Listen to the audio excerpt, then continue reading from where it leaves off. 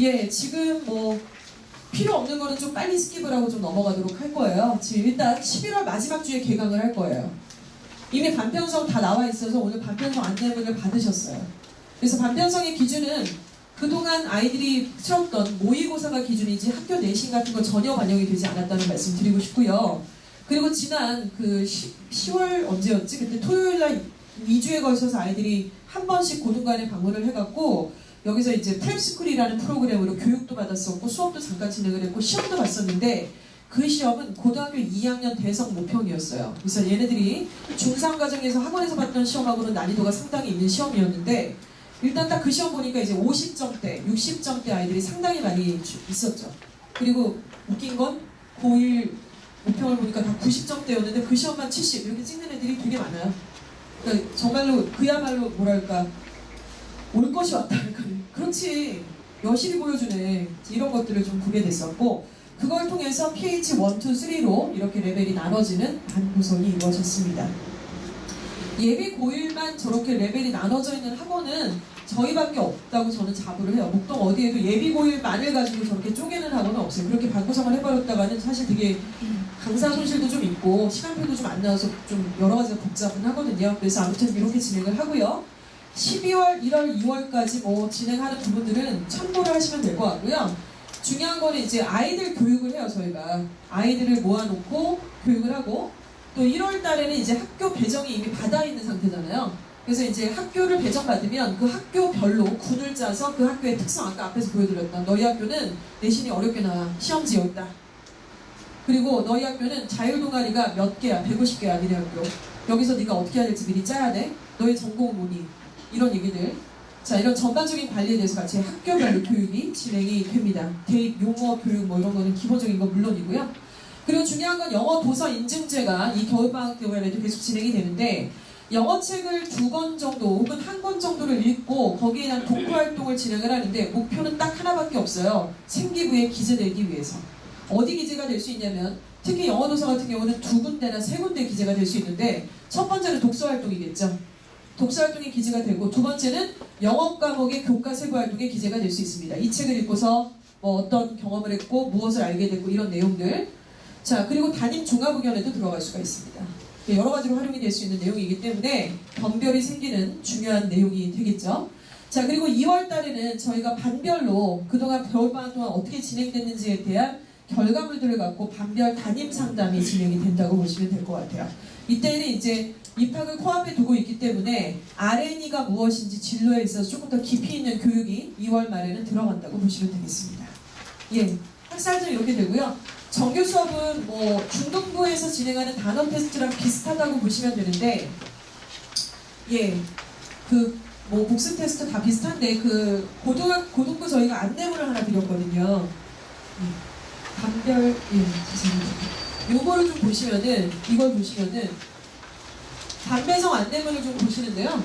그 반배정 안내문을 보시면 과거 사실은 저희가 예비고일 반은 어떻게 진행했냐면 일주일에 2번 오는 거고 3교시 이렇게 진행을 했었어요, 사실은.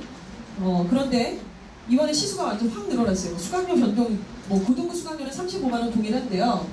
거기서 뭐 시수가 엄청나게 왜 늘었냐면 필요해서 늘었어요. 솔직히 말씀드려서. 필요해서 늘었고 3교시가 아니라 월수금, 화목토 이렇게 주 3일반으로 구성이 돼 있는데 월요일과 토요일은 모의고사 관리를 합니다. 주 한 세트씩 모의고사를 풀고 실시간으로 모의고사가 나오게 되면 그 내용을 갖다가 바로 해제를 하고 오답 정리를 하고 도해를 하고 집에 보내는 건데요. 그래서 마지막 타임이 거의 테스트나 오답 정리이기 때문에 귀가 시간이 딱 동일하게 끝나지는 않는다. 이런 말씀을 드리겠고 귀가 지도나 안내에 대해서는 솔직히 말씀드려서 저희가 애들 찍고 이렇게 출결카드 고등부는 안 해요. 그러니까 그 정도 자율성은 저희가 주고 있고요. 어찌됐건 학원에 있는 시간만큼은 빡세게 공부시켜서 귀가할 때는 지가 알아서 엄마한테 연락하고 뭐 가고 이제 이렇게 좀 했으면 좋겠고 저 같은 경우는 고등부 애들은 답안지도 안 뺏어요. 답안지도 다 책값 속에 포함되는 거 복습할 때 필요한데 그거를 베낄까봐 이렇게 뺏고 이런 거 자체가 베낄 거면 베껴라 병신아 뭐 이런 거죠. 저 같은 경우는 베껴 그냥 그렇게 살아 뭐 이런 건데 그러지 않게 일단 지도를 좀 하고 있는 거라서 일단은 되게 중요한 거는 구문이 좀 들어갔어요. 구문. 그러니까 문법과 구문이 조금 다르게 보시면 되는데요.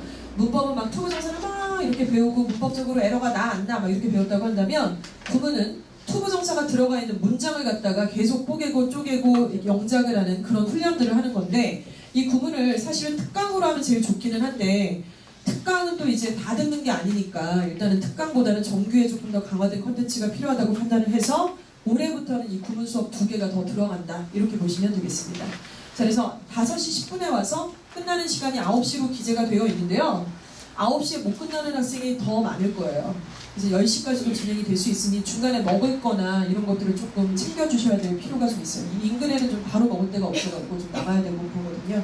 그래서 그런 부분 말씀을 드렸고, 내신은 어떻게 진행이 되냐면요. 일단 내신은 고등부하고 중등부가 엄청난 차이가 있죠. 저 이번에 상암 중3 내신하면서 깜짝 놀란 게 할 게 없어요. 할 게.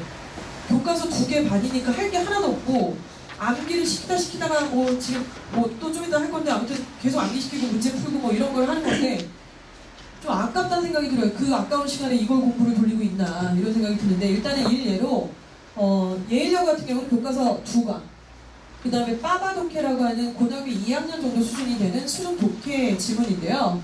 요게 7, 8, 9가랑 미니 테스트 6, 7, 8가라서 이걸 다 세보니까 수능 지문 120자 정도 지문에 되는 게 65개가 들어가더라고요. 65개랑 교과서 2가, 그 다음에 능률북과 어원편 6과가 들어가는데, 기말고사 때는 이거랑 포함해서 누적해서 12과, 그 다음에 2학기가 되면은 또 1학기 거 다 누적돼서 또 플러스 6과, 이런 식으로 계속 돌리고 있는데, 얘네만 그런 게 아니라 거의 대부분이 그렇고, 만약에 이런 보충교재가 없다 그런다면 다 모평이 들어가요. 그래서 지금 11월 17일 날 11월 학평고사 데이거든요.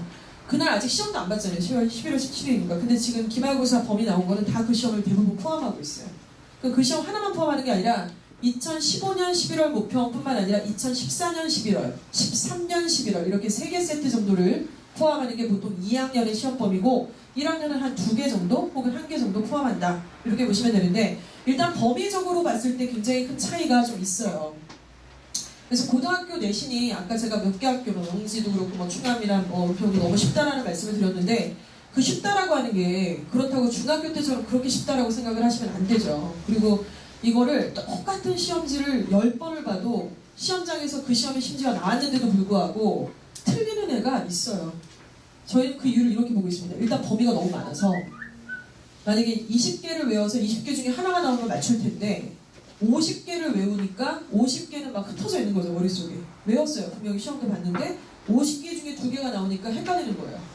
그러니까 베이스도 약하고 이런 부분들이 좀 있는 거고요. 그래서 이런 것들을 고등부 내신은 중등부랑 좀 다르게 일단은 자체 교재에 거의 승부수를 던지고 있는 거죠. 그래서 거의 고등부 강사들이 시험 기간에 집에 가는 게 되게 부담스러울 정도로 금방 또 나와야 되고 하니까 계속 자료를 만드는 거예요. A 버전, B 버전, C 버전 계속 만들고, 그 자료가 그 학원만의 콘텐츠가 되는 것이고, 그래서 이런 자료들 싸움 진행을 하고 있고, 거의 시험 대비는 4주에서 5주 정도까지도 진행이 되는 학교들이 있습니다. 그 정도를 다 진행을 하더라도 진도는 그냥 앞에서 엄청나게 빨리 빼요. 그리고 그 다음부터는 자료를 계속 줘서 복습을 누적해서 시키게 하고, 잔류하는 시간에 한 번 오면 일요일, 토요일 같은 경우는 어떻게 하냐면 아침 8시에 시작하는 클래스도 있는데, 거의 그 아이들이 모든 테스트를 다 종료하고 가게 되면은 6시나 4시 정도까지도 학원에 계속 남아서 이렇게 진행을 해야 되는 경우들이 충분히 발생을 할 수 있다는 겁니다. 그러니까 제가 이렇게 진행을 해보니까 외람돼 말씀이지만 지금 예일 2학년 애들이 그걸 잘 못 따라왔었어요. 처음에 1학년 들어왔을 때. 그래서 걔네가 왜 이러지? 얘네가 막 이럴 정도로 그냥 집에 갈래요. 다른 학원 가야 돼요.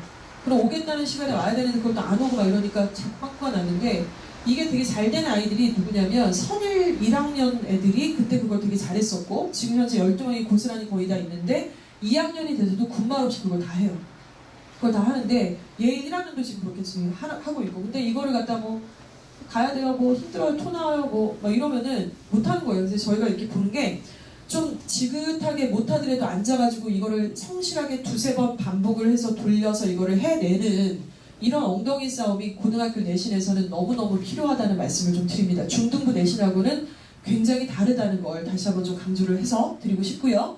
내신 끝나고 난 다음에는 중등부에서도 진행하는 셀프 리플렉션은 여전히 동일하게 진행을 하고 있고요. 예. 자, 그리고 모의고사 아까 뭐 수업 진행한다고 말씀을 드렸는데, 이제 저희가 2주와 5권만의 콘텐츠인데 애들이 시험을 쫙 봤어요. 그리고 애들한테 1번에 3, 2번에 5, 뭐 이거는 제가 이제 구조상으로 애들한테 해주고 있지만 이 OMR 용지를 이제 우리 테스트룸에서 가지고 가면 10분 정도 뒤에는 아이들의 모든 자기가 어딜 틀렸고 어디를 맞았는지에 대한 성적표 분석 폼이 나오고요. 그 회에 만약에 50명의 애들이 시험을 봤다 그러면 어느 문제가 가장 많이 틀린 문제인지에 대한 분석까지도 옆에 나오게 됩니다. 그래서 그 내용을 가지고 많이 틀린 문제들 위주로 같이 분석을 해서 해제를 하는 거죠. 45문항을 다 풀 수는 없거든요. 이렇게 되고, 그리고 나서 이제 거기에 대한 오답 정리를 진행을 하고 이제 귀가를 시키는 뭐 이런 식으로 진행을 하고 있다고 보시면 되겠습니다. 코멘트나 뭐 이런 것들도 진행을 하고 있고요.